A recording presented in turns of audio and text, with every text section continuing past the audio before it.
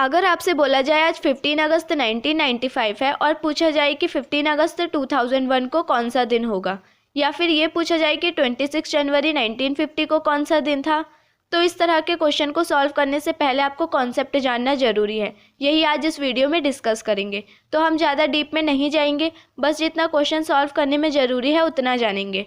तो स्वागत करती हूँ मैं आपका अपने YouTube channel way to solve में। तो पहले बात करते हैं हम ऑर्डिनरी और लीप ईयर होता क्या है या क्या डिफरेंस है उन दोनों में। तो ऑर्डिनरी ईयर को हम कह सकते हैं नॉर्मल ईयर या कॉमन ईयर। अगर हम 1 ईयर की बात करें तो 1 ईयर में 12 मंथ्स होते हैं, 365 डेज, और इसमें जो फरवरी होती है उसमें 28 डेज होते हैं। अब अगर हम बात करें वीक्स की, तो जैसा कि आपको पता है कि एक वीक में 7 डेज होते हैं। अगर हम 1 ईयर में वीक्स निकालें तो ये जो 365 डेज है हमारे, इसको हम 7 से डिवाइड कर देंगे। 7 5 जा 35, 15, 7 2 जा 14, तो 52 तो हमारे आ गए वीक्स। अब जो ये 1 बचा है हमारा रिमाइंडर, उसको हम कहेंगे ऑड डे यानी विषम दिन। अब अगर हम बात करें लीप ईयर की, तो हर 3 ईयर बाद यानी जो 4th ईयर होता है उसको लीप ईयर कहते हैं। अब ऐसा क्यों होता है? जैसा कि आप सभी को पता है कि पृथ्वी सूर्य का चक्कर लगाती है और एक चक्कर पूरा होने में 365 डेज और कुछ एक्स्ट्रा टाइम भी लगता है, यानी 6 आवर। तो ये जो एक्स्ट्रा टाइम है, अगर हम इसको 4 सालों में मिलाएं तो एक दिन बनेगा, इसलिए इसमें नॉर्मल ईयर से एक दिन बढ़ जाता है। और ये दिन कब बढ़ता है? फरवरी में, इसलिए हर 4th ईयर को लीप ईयर कहते हैं। तो इस तरीके से हम कह सकते हैं कि एक लीप ईयर में 366 डेज और फरवरी में 29 डेज होते हैं। अगर हम 366 को 7 से डिवाइड कर दें, 7 5 जा 35, 7 2 जा 14, तो 52 तो आ जाएंगे वीक्स और रिमाइंडर बच जाएगा 2, तो यानी 2 ऑड डेज हो जाएंगे। अब क्वेश्चन है कि हम कैसे पता करेंगे कि कोई ईयर लीप ईयर है या ऑर्डिनरी है। कोई भी ईयर जो 4 से कम्प्लीटली डिवाइड हो जाए वो लीप ईयर होगा, अदरवाइज ऑर्डिनरी ईयर होगा। अब ये कुछ ईयर्स लिखे हुए हैं, इनको चेक करते हैं कि कौन ऑर्डिनरी ईयर है कौन लीप ईयर है। तो ये ईयर 4 से डिवाइड हो जाएगा तो ये लीप ईयर होगा, ये 4 से डिवाइड नहीं होगा तो ये ऑर्डिनरी ईयर होगा, ये भी नहीं होगा, ये भी ऑर्डिनरी ईयर होगा। अब बात करते हैं हम सेंचुरी यानी शताब्दी की। तो शताब्दी होता है 100 वर्ष का समूह, यानी 1 सेंचुरी इक्वल टू 100 ईयर। अब क्वेश्चन है कि हम सेंचुरी को कैसे पता करेंगे कि कोई सेंचुरी लीप ईयर होगी या नहीं। तो कोई भी सेंचुरी अगर 400 से कम्प्लीटली डिवाइड हो जाती है तो वो सेंचुरी एक लीप ईयर होगी। अब ये कुछ सेंचुरी है, इनको चेक करते हैं कि ये सेंचुरी लीप ईयर है या नहीं। ये 400 से डिवाइड हो जाएगी तो ये सेंचुरी एक लीप ईयर होगी। ये 400 से डिवाइड नहीं होगी, ये भी नहीं होगी, ये भी 400 से डिवाइड हो जाएगी तो ये सेंचुरी भी एक लीप ईयर होगी। अब देखते हैं 100 ईयर में कितने ऑड डेज होते हैं। तो पहले हम इसमें ये देख लेते हैं कि इसमें कितने ऑर्डिनरी ईयर और कितने लीप ईयर होंगे। तो लीप ईयर चेक करने के लिए 4 से डिवाइड करेंगे तो यहाँ पे आ जाएगा 25। तो यहाँ से हमें ये पता चल गया कि इसमें 25 लीप ईयर होंगे, जिसमें से 100 भी एक होगा। बट 100 लीप ईयर नहीं होगा। क्यों नहीं होगा? अभी हमने देखा कि सेंचुरी लीप ईयर तभी होती है जब वो 400 से कम्प्लीटली डिवाइड हो जाए। तो 100 एक सेंचुरी है और ये 400 से डिवाइड नहीं होगी, तो इसलिए हम 100 यानी एक लीप ईयर को यहाँ से हटा देंगे। तो हो जाएगा 25 - 1 यानी 24, तो 24 हो जाएंगे लीप ईयर। अब जो बाकी के बचे हुए होंगे वो ऑर्डिनरी ईयर होंगे। बाकी बचे हुए कितने हैं हमारे? 76, तो 76 ऑर्डिनरी ईयर होंगे। जैसा कि हमको पता है कि 1 ऑर्डिनरी ईयर में 1 ऑड डे होता है, तो 76 ऑर्डिनरी ईयर में कितने हो जाएंगे? 76 × 1 डेज प्लस, अब 1 लीप ईयर में 2 ऑड डेज होते हैं, अभी हमने देखा था। तो 24 लीप ईयर में कितने हो जाएंगे? 24 × 2। अगर हम इसको सॉल्व करें तो आ जाएगा हमारा 124 डेज। अब अगर हम यहाँ से वीक्स को अलग करें तो इसको 7 से डिवाइड करना पड़ेगा।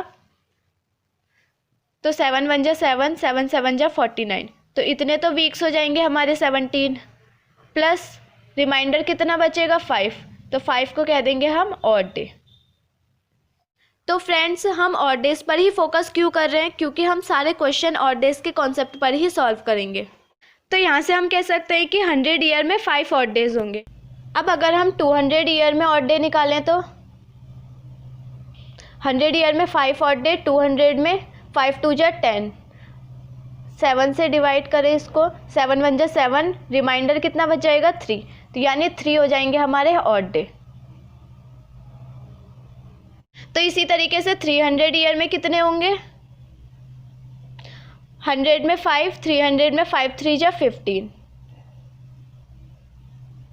7 2 जा 14, रिमाइंडर बच गया 1, यानी 300 ईयर में 1 ऑड डे हो गए।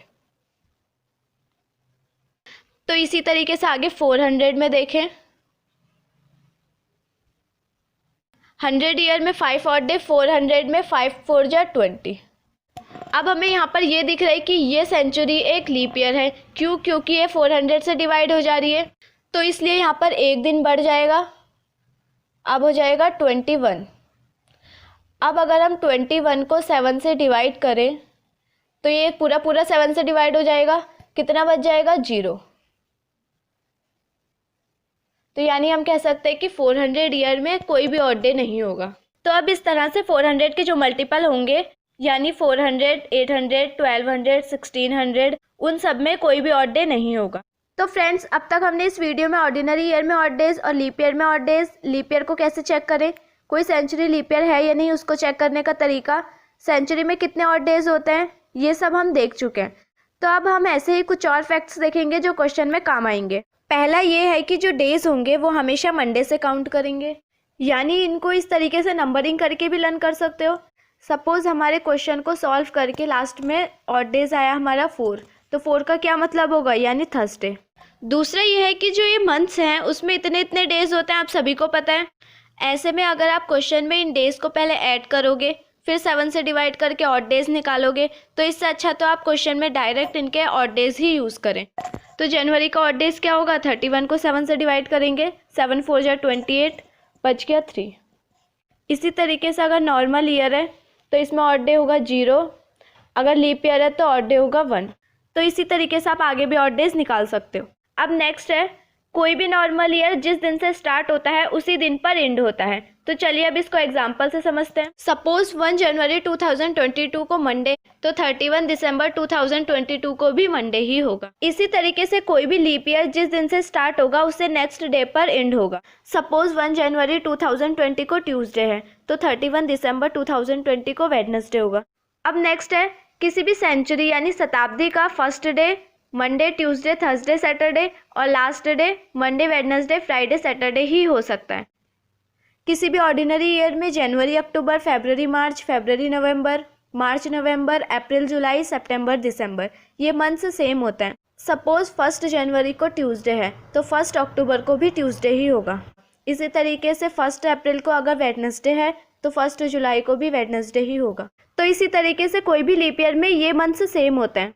अब नेक्स्ट है, एक ऑर्डिनरी ईयर में जो 30 डेज वाले मंथ्स होते हैं, जैसे अप्रैल, जून, सितंबर, नवंबर, ये सारे मंथ्स जिस दिन से स्टार्ट होते हैं उससे नेक्स्ट डे पर ख़त्म होते हैं। सपोज 1 अप्रैल को मंडे है तो 30 अप्रैल को क्या होगा, एक दिन बाद यानी ट्यूसडे। इसी तरीके से आगे है, एक ऑर्डिनरी ईयर में जो 31 डेज वाले मंथ्स होते हैं, ये सारे मंथ्स जिस दिन से शुरू होते हैं उससे 2 दिन बाद ख़त्म होते हैं। सपोज 1 मई को ट्यूसडे है, 31 मई को ट्यूसडे के 2 दिन बाद यानी थर्सडे होगा। अब नेक्स्ट है, एक लीप ईयर में जो फरवरी मंथ होता है वो जिस दिन से स्टार्ट होता है उसी दिन पर एंड होता है। अब नेक्स्ट एंड लास्ट पॉइंट है हमारा, एक ऑर्डिनरी ईयर में जो फरवरी मंथ होता है वो जिस दिन से स्टार्ट होता है उससे एक कम दिन पर एंड होता है। सपोज 1 फेब को सैटरडे है तो 28 फेब को क्या होगा, एक कम हो जाएगा यानी Friday. Thank you so much everyone. अगर आपको वीडियो अच्छी लगी तो इस चैनल को लाइक, शेयर एंड सब्सक्राइब करना ना भूलें। और हाँ, अब आने वाली नेक्स्ट वीडियो में इस पर बेस्ड क्वेश्चन के साथ मिलेंगे। तब तक के लिए जय श्री कृष्ण।